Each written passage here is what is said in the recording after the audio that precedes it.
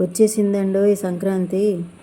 అలాగే మీ అరుణా చామర్తి ముట్టుకూరి కూడా ఇంద్రధనుసు ఛానల్లో సంక్రాంతి వివరాలతో వచ్చేసింది. వెళ్దామా మరి వివరాల్లోకి. మన హిందూ సాంప్రదాయాల్లో అనేక పండుగలు ఉన్నాయి. ప్రతి పండుగకి చెడు మీద మంచి విజయం, రాక్షసుడిని దునుమారడం ఇలాంటివి ఎన్నో ఉన్నాయి. కానీ అలాంటివేమీ లేకుండా పంటల గురించిన పండగ మాత్రమే ఈ సంక్రాంతి. మరి అంతే కదా, మన దేశం ప్రధానంగా వ్యవసాయ ఆధారిత దేశం.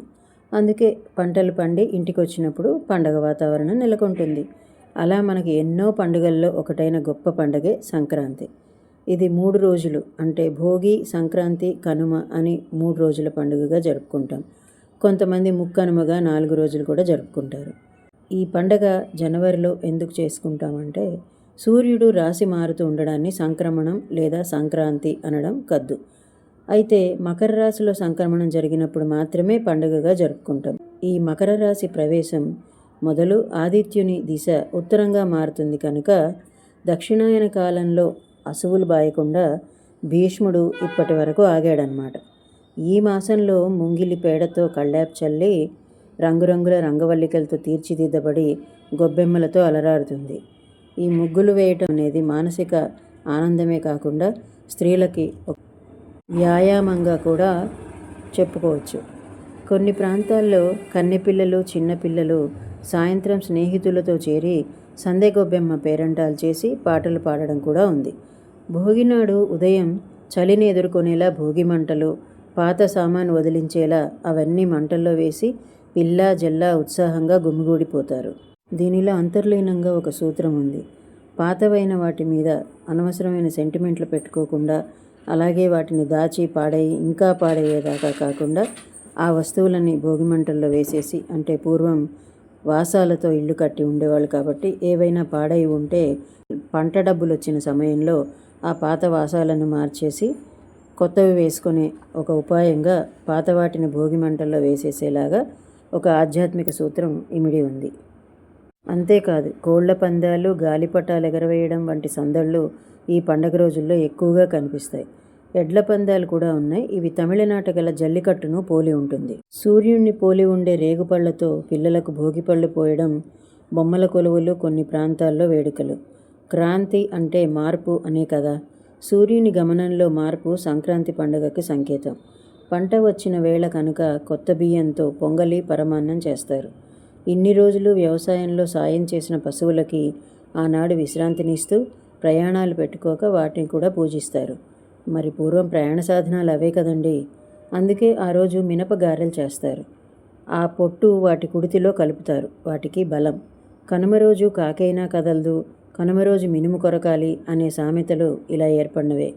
కొందరు ముక్కనుమ రోజున కూడా ప్రయాణాలను పెట్టుకోరు. దేశంలోని వివిధ రాష్ట్రాల్లో ఈ పండగ జరుపుకునే విధానం కూడా తెలుసుకుందామా మరి. ఢిల్లీ, హర్యానాల్లో గ్రామీణ ప్రాంతంలో యాదవులు, జాట్లు ఇంకా ఇతరులు కూడా సక్రాత్ అనే పేరుతో దీన్ని జరుపుకుంటారు. నేతి హల్వా ఖీర్ను జాట్ల, యాదవ కుటుంబాల్లో ప్రత్యేకంగా చేస్తారు. పెళ్ళైన సోదరి ఇంటికి సోదరుడు వస్త్రాలు కానుకలతో తెచ్చే సంప్రదాయాన్ని సిద్ధ అంటారు. అల్లుళ్లకు అత్తగారులిచ్చే కానుకలని మనన అంటారు. గుజరాత్లో చూస్తే 14న ఉత్తరాయణ్, 15న టాసీ ఉత్తరాయణ్ జరుపుకుంటారు. ఈ పండుగలో పతంగులు ఎగరవేయటం వీరికి ఎంతో ఇష్టం. ఈ పండుగ నాడు ప్రత్యేకంగా ఉడకబెట్టిన కూరగాయలు, నువ్వుల చిక్కీ చేస్తారు. ఆంధ్రప్రదేశ్లో మఘ సజ్జి అని పిలుస్తారు. సంక్రాంతికి ఉన్న మరో పేరు ఇదన్నమాట. వారి పండగని మొదలుపెట్టే రోజు మాఘమాసంగా అంటారు. కిచిడీ తింటారు. జానపద నృత్యాలు, గీతాలు ఆలపిస్తారు. ఇక కర్ణాటక ప్రాంతంలో సుగ్గి లేదా కర్షకుల పండగ అంటారు. కుసురేళ్ళు, నువ్వులు, బెల్లం ఉన్న పళ్ళాలని ఇచ్చిపుచ్చుకోవడం జరుగుతుంది. దీన్ని ఎల్లు బెల్ల అని పిలుస్తారు. కన్నడ దేశంలో ఈ పండుగ సమయంలో చక్కెరతో చేసిన వివిధ ఆకారాల స్వీట్లు ఇచ్చిపుచ్చుకుంటూ ఎల్లు బెల్ల తిందు ఒల్లె మాతాండి అంటారు.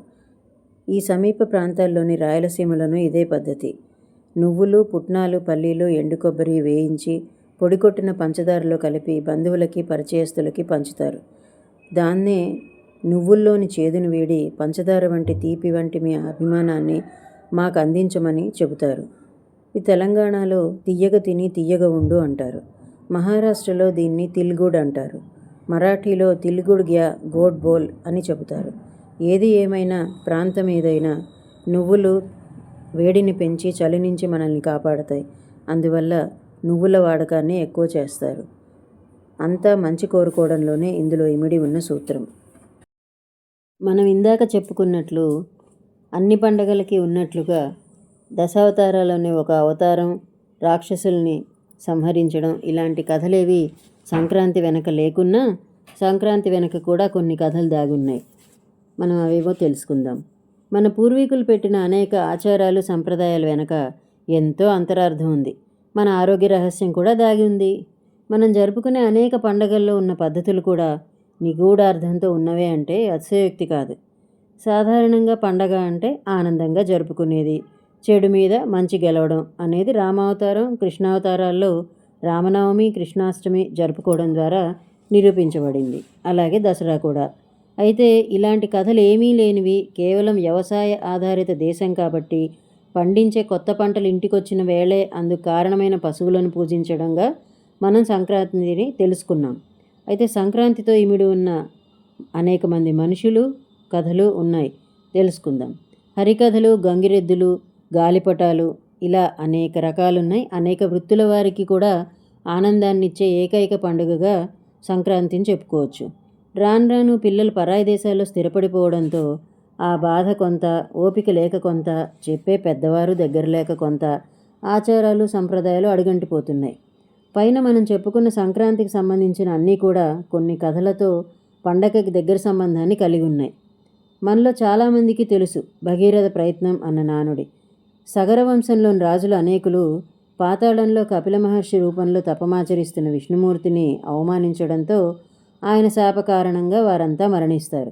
ఆ విషయం తెలుసుకున్న భగీరథుడు వారి మీదుగా గంగానదిని ప్రవహింపజేస్తే వారికి ఉన్నత గతులు కలుగుతాయని తెలుసుకొని దానికోసం చేసిన మహాప్రయత్నమే గంగ భూప్రవేశం. అలా గంగమ్మని దింపి తీసుకువచ్చిన రోజుగా సంక్రాంతిని పరిగణిస్తారు. పురాణంలోనే ఒక కథ ఇది. ఇక గంగిరెద్దుల విషయం తీసుకుంటే వినాయక చవితి నాడు దీనికి సంబంధించిన ఒక కథ ఉంది. మనం చెప్పుకునే కథల్లో గజాసురుని కథ అందరికీ విదితమే కదా. అతడు శివుని ఆత్మలింగం కడుపులో దాచుకోవడం వల్ల బయటికి తెప్పించే ప్రయత్నంగా బ్రహ్మ, విష్ణు గంగిరెద్దుల వారిగా వెళ్ళి హడావిడి చేయడం, ఆ తర్వాత కథ అంతా మనకు తెలుసు. ఆ హడావిడి సంక్రాంతి సమయంలో గంగిరెద్దుల మేళం అలవాటుగా వచ్చిందని చెబుతారు. అసలు వ్యవసాయమే ప్రధాన వృత్తిగా కలిగిన మన దేశంలో ఈ విధంగా జరగడానికి కూడా ఒక కథ ఉందండోయ్.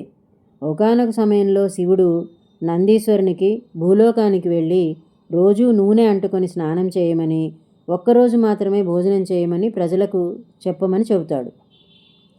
నందీశ్వరుడు అయోమయంతో అటు ఇటు చేసి చెబుతాడు. దాంతో శివునికి మహాకోపం వచ్చి, అంతమంది ప్రజలకి అంత ఆహారం కావాలంటే మాటలా, అందుకే వారికి వ్యవసాయంలో సాయపడాల్సింది నువ్వే, ఇది నేను నీకు ఇస్తున్న శాపం అని శాపం ఇస్తాడు. అలా ఈ జానుడు పొట్టకు రోజు ఆహారం, ఒకరోజు మాత్రమే నూనె అనే పద్ధతి మొదలైంది. అందుకోసమే కనుమనాడు మనకు ఆహారాన్ని ఇవ్వడానికి సహాయం చేసే పశువులను ఆ రోజున సాక్షాత్తు నంది రూపంగా భావిస్తూ విశ్రాంతినిచ్చి కడుపు నిండా పిండి వంటలు పెట్టి వాటిని అలంకరించి పూజించడం అనూచానంగా వస్తోంది. హరిదాసు గురించి చెప్పుకోవాలి అంటే పేరులో హరి ఉన్నట్టు ఆయన సాక్షాత్తు శ్రీ మహావిష్ణువు భూమినంతటినీ తల మీద పెట్టుకున్నట్టుగా అక్షయ పాత్రగా భావించి ఇతరులకు కొంత పెట్టడం అనే అలవాటు చేయడం కోసం ఇంటింటికి తిరిగి భిక్ష కోరతాడు. తల మీద ఉన్న అక్షయ పాత్రని భూమిగా భావించడం వల్ల ఇంటికి వెళ్లేదాకా దారి మధ్యలో ఎక్కడా దింపడు. దీపావళికి అమావాస్య రోజు కాబట్టి బాటసారులకు దారి చూపే విధంగా దీపాలను అమర్చినట్టుగా ఆనాడు నేలపైకి వచ్చే మన పెద్దల ఆత్మలకు దారి చూపడం అని చెప్తూ ఉత్తరాయణ కాలం మొదలై దేవతలకు పగలు మొదలవుతుంది సంక్రాంతి సమయంలో అని చెబుతారు. అప్పుడు దేవతలు ఆకాశంలో విహరిస్తున్న సమయంలో వారికి స్వాగతం పలుకుతున్నట్లుగా గాలిపటాలను ఎగరేస్తామని మరో కథ ప్రచారంలో ఉంది. రాను ఎక్కడో తప్ప కనిపించని ఈ పద్ధతులు తెలిసిన పెద్దవారు దాన్ని సవివరంగా వివరిస్తే ర్యాంకుల బాట మాత్రమే చదువు అనుకునే పిల్లలకు విజ్ఞానాన్ని, ఆనందాన్ని కలిగించిన వారం అవుతాం. సంక్రాంతికి చేసే పిండి వంటలు కూడా ఒక ప్రత్యేకమే. ఒక ప్రాంతంలో సకినాలు, అరిసెలు, మరో ప్రాంతంలో జొన్న రొట్టెలు, నువ్వుల పచ్చడి. వివరం ఏదైనా, వస్తువేదైనా రాబోయే నెల చలిని తట్టుకొని నువ్వుల వాడకం ఏర్పాటు చేయడం అనేది మన పెద్దల ముందు చూపుని తెలియజేస్తుంది. భోగిపళ్ళు బొమ్మల కొలువులు ఒకటనేమిటి? సంక్రాంతి అంటేనే ఒక కోలాహలం. సూర్యుని పోలి ఉండే రేగిపళ్ళును తల మీద పోస్తూ రాబోయే ఎండల నుంచి కాపాడమని ప్రార్థించడం, బొమ్మల కొలువులు తీరైన పద్ధతిలో నేసి ఆ అమరికలో పెట్టడం, పాత బొమ్మలకు మరమ్మతులు చేయడం వంటివి, కొత్తవి తీసుకోవడం, వాటికి సంబంధించిన కథలను తరతరాలకు అందిస్తూ సంప్రదాయాన్ని కోల్పోనీయకుండా చేసే పెద్దలు నేడెక్కడున్నారు, ఎందరున్నారు? ఆలోచించాల్సిన విషయమే కదా ఇది. ఏమంటారు?